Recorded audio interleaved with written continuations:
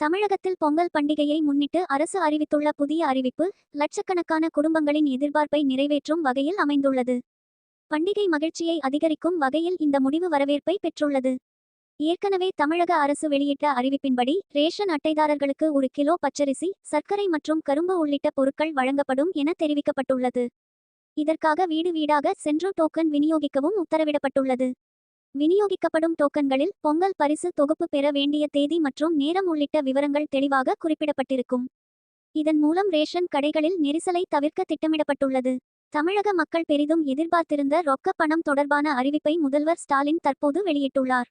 அதன்படி தமிழகத்தில் உள்ள அரிசி ரேஷன் அட்டைதாரர்களுக்கு பொங்கல் பரிசாக 3000 பைசா வழங்கப்படும் என அறிவிக்கப்பட்டுள்ளது. இந்த அறிவிப்பு பொதுமக்களிடையே பெரும் வரவேற்பை பெற்றுள்ள நிலையில் பொங்கல் பண்டிகையை உற்சாகமாக கொண்டாட அரசின் இந்த அறிவிப்பு முக்கிய பங்காற்றும் என எதிர்பார்க்கப்படுகிறது.